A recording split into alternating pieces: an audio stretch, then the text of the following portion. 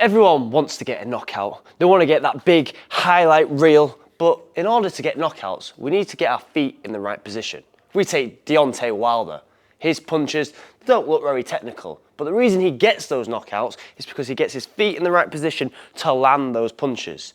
This is 5 drills to help improve this, and you're going to use some sort of circle. If you don't have one of these, you can get a normal size hula hoop just like that. It's totally up to you, but this is going to be used as a guide to help with our drills. Drill number 1, we're going to go with in and out. And this is where we don't want to be rocking our head. This is a big problem that I see. They are putting their head over their knee. We want to keep our head center. We're going to push off our back foot to go into the center, push off our front foot to go back. In, then out. To make it a little bit more complicated, you can start going around the circle as well. But I don't want to see you rocking like this. Keep your head center. You're just going to push off your front foot, then your back. Back, front, back, front, back, front.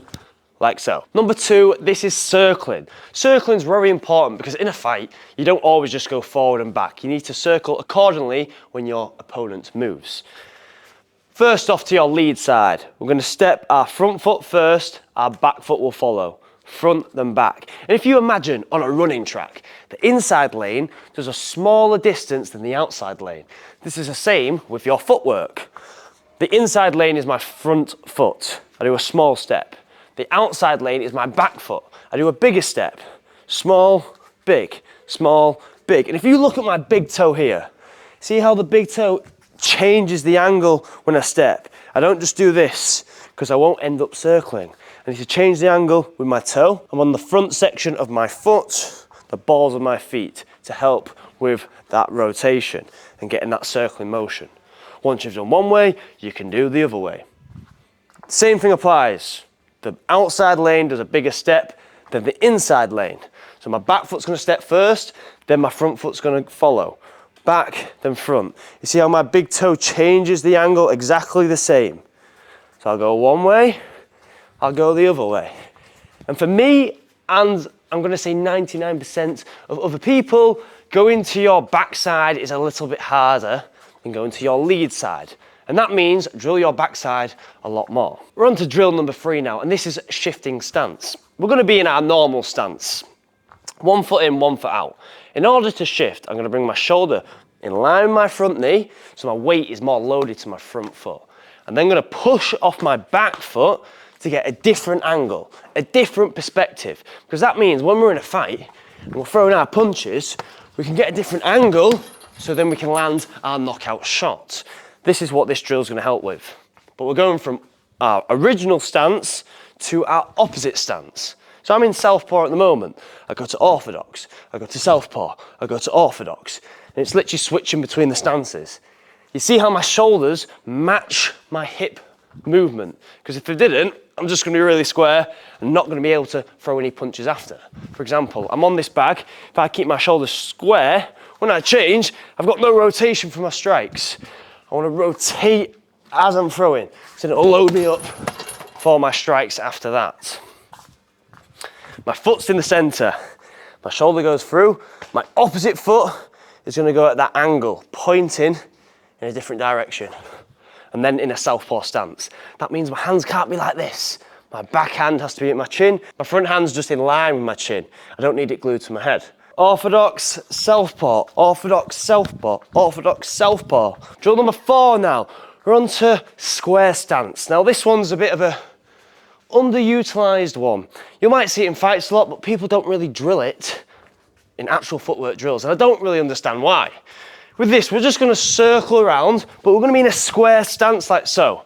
Normally you're in your fighting stance, but when we're out of range, or we're on the cage, or you're on the ring, you can go to a square stance, because if I carry on staying in this stance, I'm going to hit the back. So I want to be in that square stance. So this is basic, but we want to step it up a little bit, because this isn't going to fool anyone. So as we're circling, we're going to fake one way to fake the other way, and then we're going to explode. So go one way to go the other way, to get out. One way to go the other way. To step it up a little bit, we could go fake, fake, fake, then go the other way.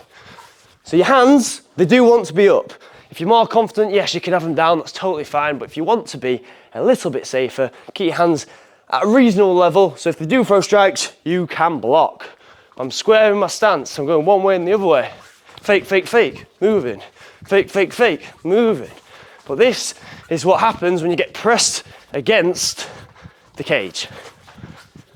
And then when you're ready, this is when you would be adding your strike, which moves us on to drill number 5, and that is freestyle. We started with in and out. We then moved on to circling. We then went on to shifting, then we went on to square stance. But now, let's land our strikes. What I said at the start, the people that get knockouts, the people that can get their feet in the right position so then they can land that knockout. Because it's all good having amazing power, but if you can't get in the right position to land that power, it does not matter one bit. It's going to move around the circle, and it's totally up to you. I'm doing my square stance now. I step in and out, I go back out. I go 1, 2, I shift, I get back out. Back to circling in my square stance. I might go in the cone and circle, boom, jab, boom, boom, boom, boom, step out, circling, boom, boom, boom, boom, boom, boom, boom, boom, boom, boom, boom. So it's totally up to you how you mix it through, but this will help with your footwork to land those big highlight reels, which will get you those knockouts. Boom. If you make a mistake, don't just stop and go, oh, I've made a mistake. Carry on, but just take note in your brain for next time not to do it. For example, if you step in but you don't quite reach the distance, that's okay. If you stop now, imagine you stopped in sparring. Boom, you're getting planted down the middle. So you just know for next time, oh, I need to step a little bit further in to make sure I cover that distance. So if you stop and get annoyed that you've done it wrong, take it back a little bit and just take note into your brain instead of physically stopping. Because if you did that in the fight, unfortunately, you're probably going to get knocked out. If you want some free daily tips to help with your training and your mindset, check out the first link below. I'll slide into your DMs.